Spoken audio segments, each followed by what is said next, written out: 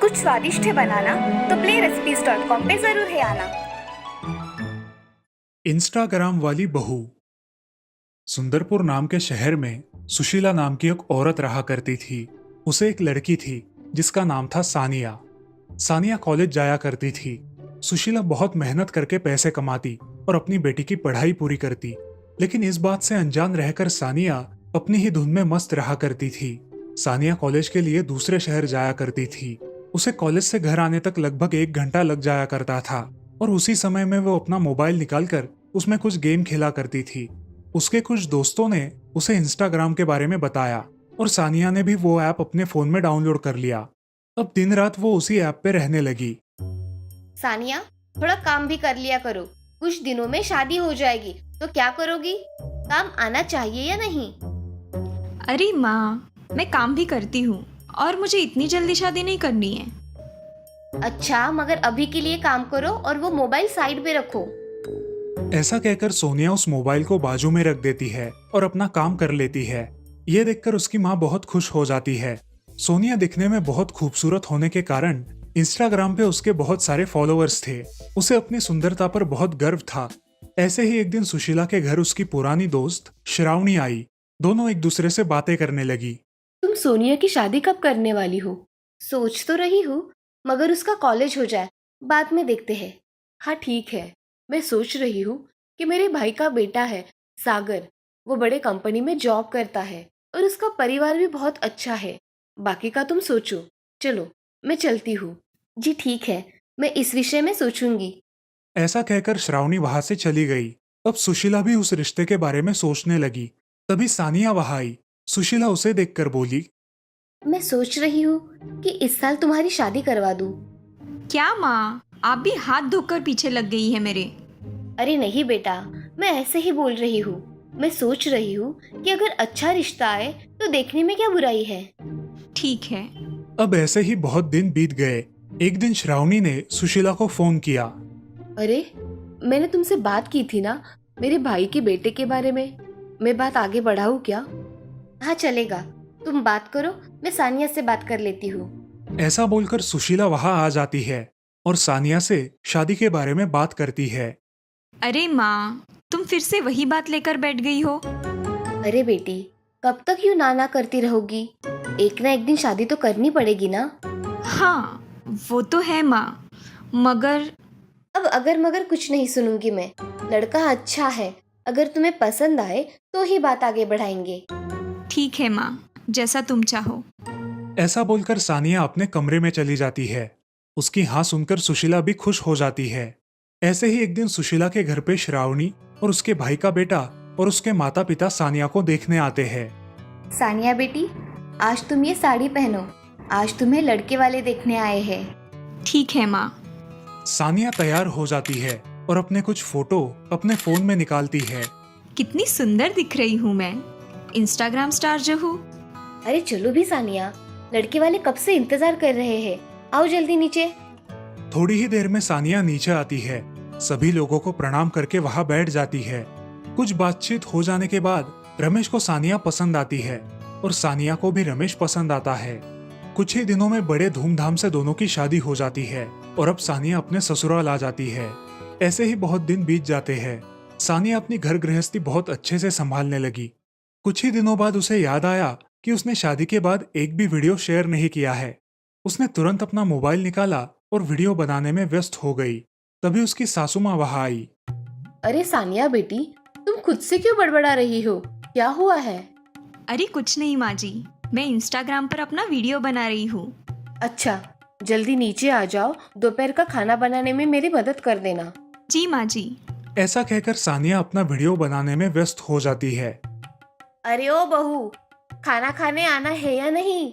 खाना तो नहीं बनाया तुमने, अब खाने के लिए तो आ जाओ। सानिया खाना खा लेती है और अपने कमरे में चली जाती है। ये सब देखकर सास गुस्सा हो जाती है और शाम को जब रमेश घर आता है तब उससे कहती है, अरे आ गए बेटे, तुम्हारी बीवी तो आज पूरा दिन उस मोबाइल से ही चिपकी हुई है। कुछ काम होगा माँ। अरे वो वीडियो बना रही है, ऐसा बोल रही थी। खाना बनाने भी नहीं आई। मेरे पैरों में दर्द हो रहा है। अब मैं नहीं खड़ी रह सकती। तुम बहू को बुलाकर खाना बनवा लो। मैं जाती हूँ अपने कमरे में। ऐसा कहकर सास अपने कमरे में चली गई। ये सब सुनकर रमेश बहुत परेशान हो गया। वो अपने रूम में गया और सानिया से कहा, सानिया, तुम कब से उस मोबाइल के चक्कर में पड़ने लगी? मैं पहले से ही मोबाइल यूज़ करती हूँ। क्यों, आप ऐसा क्यों पूछ रहे हो? नहीं, कुछ नहीं। खाना बनाओ, बहुत जोर से भूख लगी है। हाँ, मैं अभी जाकर खाना बनाती हूँ। ऐसे ही बहुत दिन चलता रहा। सानिया अपने मोबाइल के चक्कर में घर के सारे काम छोड़कर सिर्फ वीडियो बनाती रहती। ऐसे ही एक दिन सानिया दुल्हन की तरह सजी धजी देखकर रमेश ने उससे कहा, अरे वाह, मेरी बीवी तो आज कमाल की लग रही है। मैं इंस्टाग्राम क्वीन हूँ। मेरे बहुत सारे फैन फॉलोइंग है। तुम्हारे फैन फॉलोइंग से हमारा पेट नहीं भरता। तुम्हें समझ में नहीं आएगा। तुम क्या जानो इंस्टाग्राम फॉलोइंग?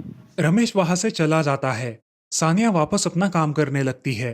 तभी उसके मन में विचार आता है, मैं एक वीडियो बना के इंस्टाग्राम पे डाल देती हूँ।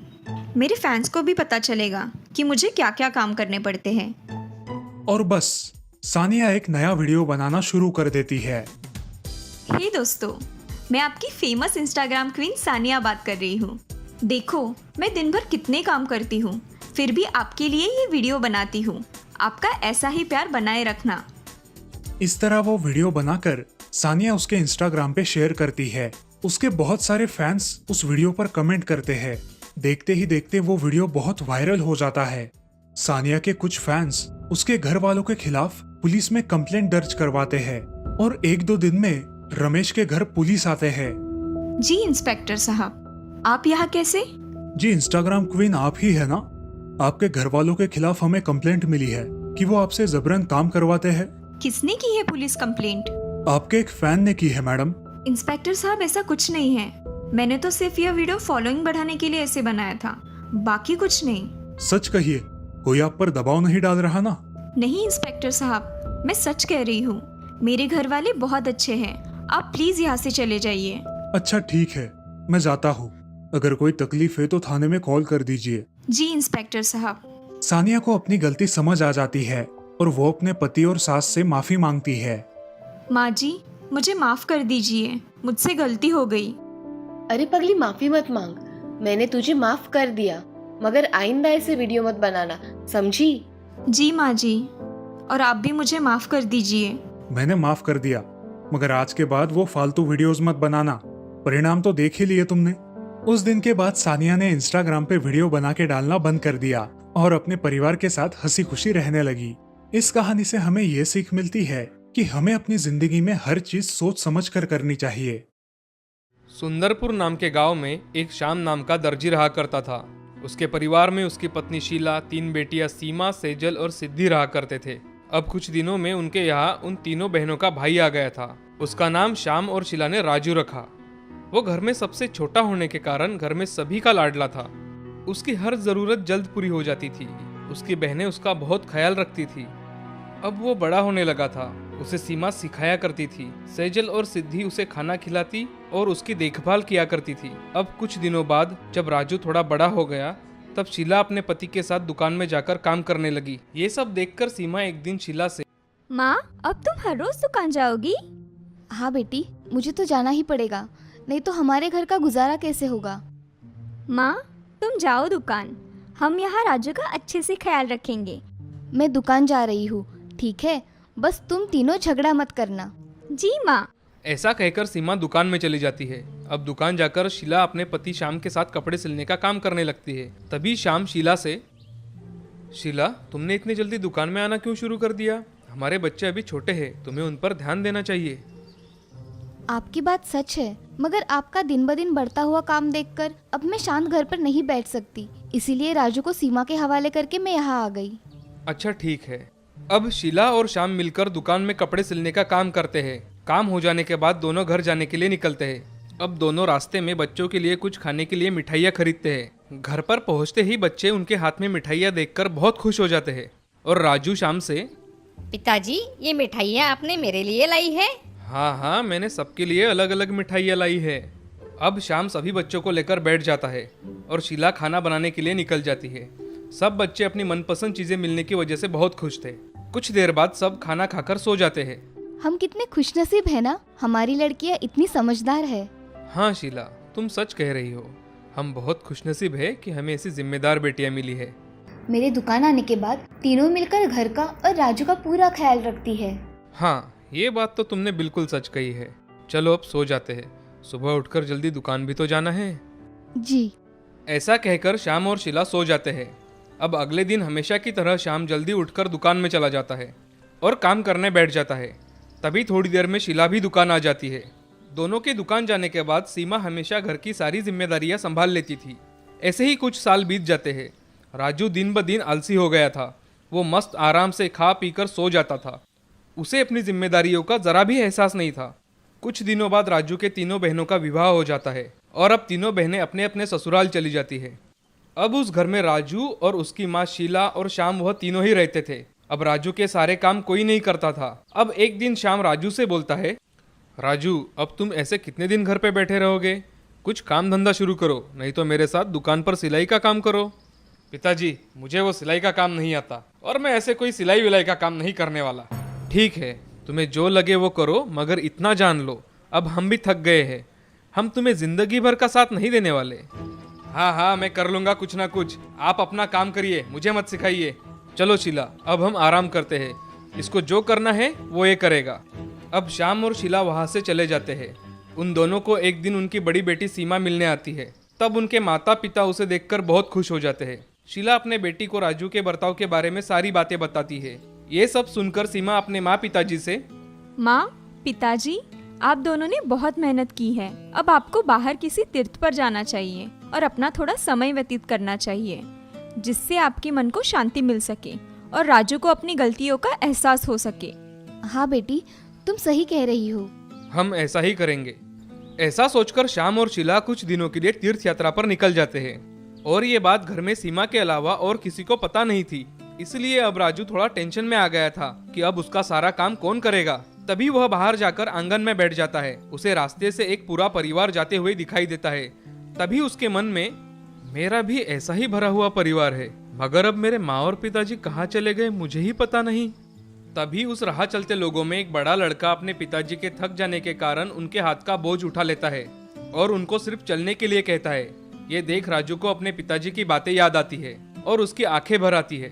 उसको लगता है कि उसने अपने माँ पिताजी के साथ कितना गलत व्यवहार किया है। मैं बहुत बुरा लड़का हूँ। मैंने मेरे माँ बाप के साथ कितना गलत व्यवहार किया है। अब मेरे माँ बाप जब भी घर वापस आएंगे तब मैं उनको ढेर सारी खुशियाँ दूंगा, उनकी सारी बातें मानूंगा और उन्हें हमेशा खुश रखने का प्रयास करूंगा। राजू ऐसा सोच ही रहा था कि उसके माता पिता उसे घर आते हुए दिखाई देते हैं। उनको घर आते देख राजू दौड़कर उनके पास जाकर उन्हें गले लगा लेता है। माँ, पिताजी, मैंने आपके साथ बहुत बुरा बर्ताव किया है। आपने मेरे भले के लिए बोला था और मैं आपको गलत समझकर आपको ही दोष देता रहा। अब मुझे समझ में आ गया है कि मैं कितनी बड़ी गलतफहमी में जी रहा था। मुझे आप दोनों माफ कर दीजिए। मैं आज से दुकान में जाकर कपड़े सिलाने का काम सीखूंगा और घर की सारी जिम्मेदारियां भी संभालूंगा। आज से आप दोनों बस घर पर आराम कीजिए। मैं आपको कभी भी शिकायत का मौका नहीं दूंगा। राजू में आए इस बदलाव को देख श्याम और शीला की आंखें भर आती है। बेटा, तुम्हें तुम्हारे गलती का एहसास हुआ, यही बहुत बड़ी बात है। अब हमें और कुछ नहीं चाहिए। राजू, आज पहली बार तुम्हें अपनी जिम्मेदारियों का एहसास हुआ है और ये सब मेरी बच्ची की वजह से हुआ है। मेरी बेटी ने तीर्थ जाने की कल्पना ना दी होती तो शायद तुम्हारी आंखें कभी नहीं खुलती। अब हमें बहुत खुशी है कि तुम्हें क्या करना चाहिए, ये बात जल्दी समझ आ गई। माँ की बातें सुनकर राजू की आंखें भर आती है और राजू फिर से अपने माँ पिताजी की माफी मांग लेता है। अब राजू अपने पिताजी का सारा कारोबार संभाल लेता है और घर की सारी जिम्मेदारियां भी निभाता है। ये देखकर राजू के माता पिता बहुत खुश हो जाते हैं और सब लोग मिलकर हंसी खुशी जीवन बिताते हैं। सुंदरपुर नाम के गांव में विमला देवी नाम की एक औरत रहा करती थी। उसे एक बेटा और एक बेटी थी। बेटे का नाम था देव और बेटी का नाम था सुमन। विमला देवी का बेटा एक बहुत बड़े बैंक का मैनेजर था और इस बात का विमला देवी को बहुत गर्व था। वो अपने बेटे का बहुत ख्याल रखती थी। देव भी अपनी माँ की कोई भी बात नहीं टालता था। वो हमेशा अपने माँ की हर बात मानता था। विमला की बेटी सुमन आगे पढ़ाई करके अच्छी नौकरी करना चाहती थी, लेकिन विमला देवी को बेटियों की नौकरी करना पसंद नहीं था। इसलिए सुमन की पढ़ाई पूरी होते ही विमला ने उसके लिए एक अच्छा रिश्ता देखकर उसकी शादी कर दी और अपने बेटे के लिए भी अच्छी बहू की तलाश में जुट गई।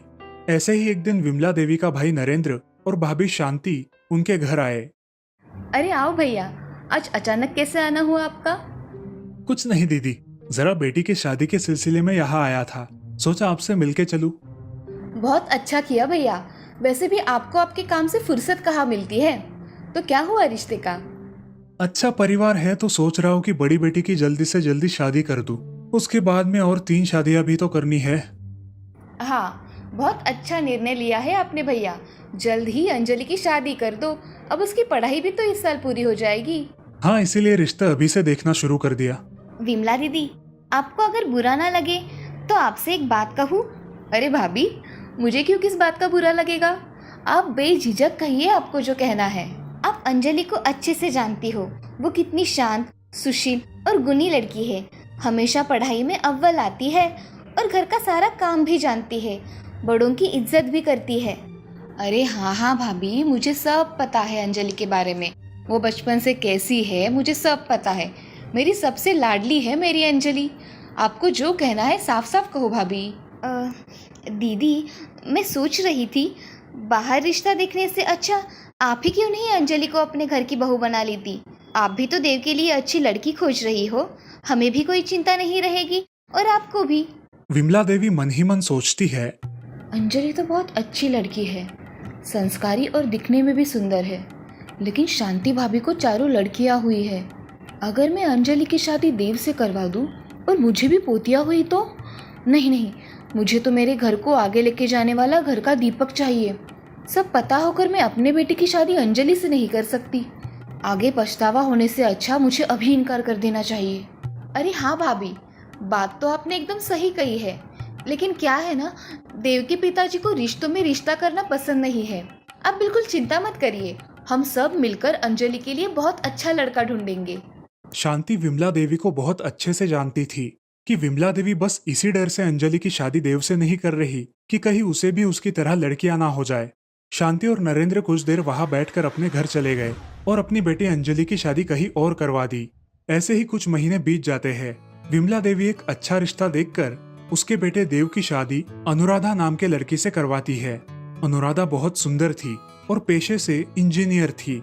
वो एक आधुनिक विचारों वाली लड़की थी। शादी के बाद वो घर के सारे काम करती थी और अपने सास ससुर की हर बात माना करती थी। ऐसे ही एक दिन अनुराधा को एक कंपनी से कॉल आता है। अरे बहू, किससे बात कर रही थी? अभी तो तुम्हारे माँ का फोन आया था, अब और किससे बात कर रही थी इतनी देर तक? सासू माँ, मैं बहुत दिनों से एक बड़ी कंपनी में नौकरी के लिए अप्लाई कर रही थी। अब मुझे मौका मिला है। कल उन्होंने मुझे इंटरव्यू के लिए बुलाया है।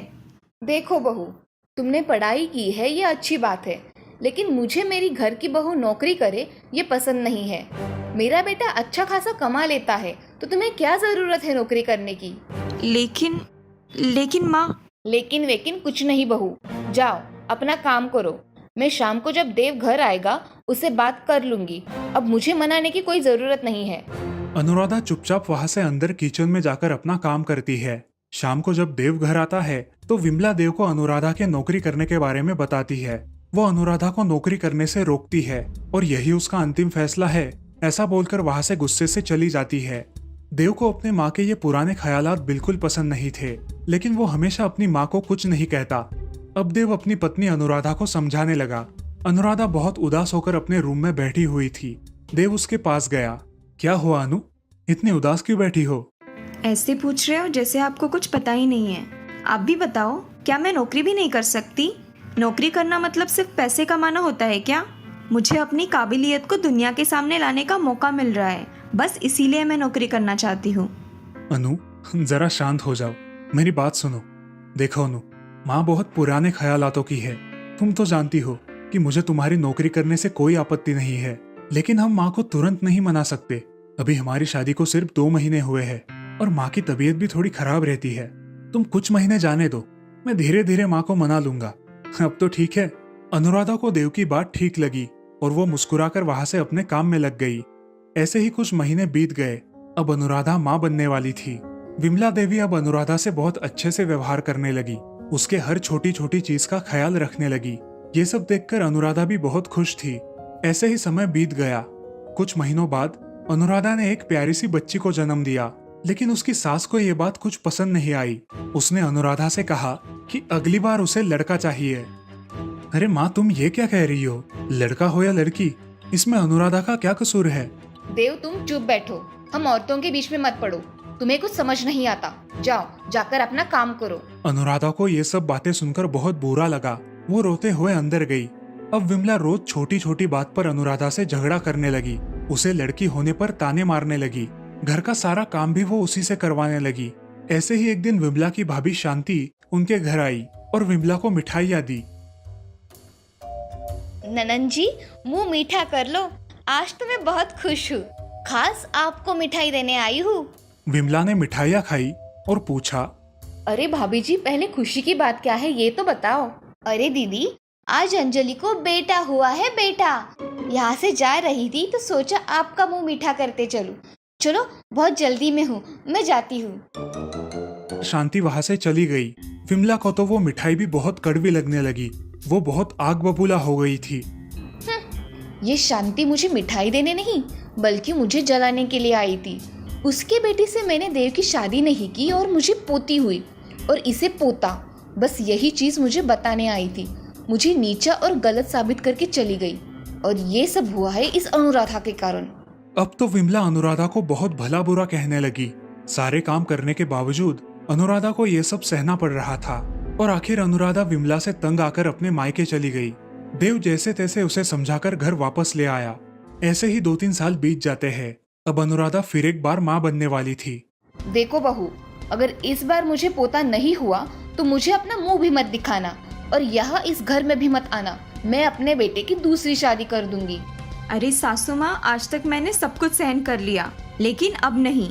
मुझे लड़का हो या लड़की, मुझे दोनों समान है। और आज के बाद आपने मुझे लड़का या लड़की होने से तंग किया तो मैं आपकी पुलिस में कंप्लेंट कर दूंगी। ये बात आप भी समझ लो। अनुराधा के उल्टे जवाब देने के कारण विमला उस पर और जुल्म करने लगी, ये जानते हुए कि वो पेट से है। अब विमला उसकी छोटी पोती पर भी ध्यान नहीं देती थी। उसे भी भला बुरा कहने लगी। ऐसे ही कुछ वक्त बीत गया। डिलीवरी के लिए देव अनुराधा को अस्पताल लेकर गया, लेकिन विमला उसके साथ तक नहीं गई। अनुराधा ने एक सुंदर लड़के को जन्म दिया, और ये बात देव ने घर जाकर अपने माँ को बताई। बेटा, क्या तुम सच कह रहे हो? मुझे पोता हुआ है? हाँ माँ, लड़का ही हुआ है। बेटा चलो, अभी के अभी मुझे हॉस्पिटल ले चलो। मुझे मेरे पोते को देखना है, उसे गोद में लेना है। विमला देव के साथ अस्पताल गई और अपने पोते को गोद में उठा लिया। अरे मेरे कुल के दीपक, मेरे चिराग, तुम्हारे दादी को तो कब से तुम्हारा इंतजार था। आखिर हमारे घर का राजकुमार आ ही गया। अब देखो मैं उस शांति का मुंह कैसे बंद करती हूँ। मुझे जलाने आई थी, अब तो उसे मैं अपनी घर की दहलीज भी पार नहीं करने दूंगी। अब विमला अपने पोते को लेकर बहुत खुश थी। अनुराधा के प्रति उसका व्यवहार भी बदल गया। ऐसे ही कुछ दिनों बाद विमला की बेटी सुमन भी माँ बनने वाली थी, और इसीलिए विमला उसे अपने घर लेकर आई थी। वो सुमन का बहुत ख्याल रखती थी। अनुराधा भी सुमन का बहुत ख्याल रखती थी। ये देख सुमन एक दिन अनुराधा से कहती है, भाभी, तुम इस दुनिया की सबसे अच्छी भाभी हो। आप मेरा कितना ख्याल रखती हो, और हो सके तो मुझे माफ़ कर देना भाभी। जब माँ तुम्हें इतनी सारी तकलीफ दे रही थी, ये पता होने के बावजूद भी मैं कुछ नहीं कर पाई। फिर भी तुमने सबका अच्छे से ख्याल रखा। ये माँ को तो हम नहीं बदल सकते। अरे सुमन, ऐसी कोई बात नहीं है। मैं तो सिर्फ मेरा फ़र्ज़ निभा रही हूँ। एक औरत होकर हम एक औरत को इस हाल में उसके भरोसे कैसे छोड़ सकते हैं? हमें सबसे पहले औरत होने का फ़र्ज़ निभाना चाहिए। मुझे पता है कि क्या क्या ज़रूरत होती है, इसीलिए मैं तुम्हें हर वो चीज़ दे रही हूँ जो मेरे टाइम मुझे अकेले करनी पड़ी। जो मेरे साथ हुआ वो मैं किसी और के साथ नहीं होने दूंगी। अब सुमन की भी डिलीवरी का वक्त आता है, और सुमन एक प्यारी सी लड़की को जन्म देती है। ये बात सुमन की सास को खटकती है, और वो विमला के सामने सुमन को खरी खोटी सुनाती है। देखो बहू, मुझे तो पोता चाहिए था, लेकिन अगली बार मुझे पोता ही चाहिए। तुम्हारी माँ ने तो तुम्हारे भाभी को कितनी तकलीफ दी है ये हमें सब पता है। मैंने तो बस मेरी इच्छा बताई है, ध्यान में रखना। ऐसा बोल के निर्मला वहाँ से चली गई। पास ही में खड़ी विमला ये सब सुन रही थी। विमला को अपने किए हुए बर्ताव पर बहुत पछतावा हुआ। उसे समझ में आ गया कि एक औरत होकर उसने दूसरी औरत की भावनाओं की कदर नहीं की थी, और जब खुद की बेटी को भी यही भुगतना पड़ा तो विमला को अपनी गलती का एहसास हुआ। विमला अपनी बहू अनुराधा से आग भी नहीं मिला पा रही थी। अब उसकी सोच में बदलाव आ गया। उसने अपनी बहू से माफी मांगी और उस दिन से लड़का और लड़की में भेद करना भी छोड़ दिया। अब विमला ने अनुराधा को नौकरी करने की भी अनुमति दे दी। विमला ने घर की जिम्मेदारी भी उठा ली और इस तरह सब लोग हंसी खुशी रहने लगे।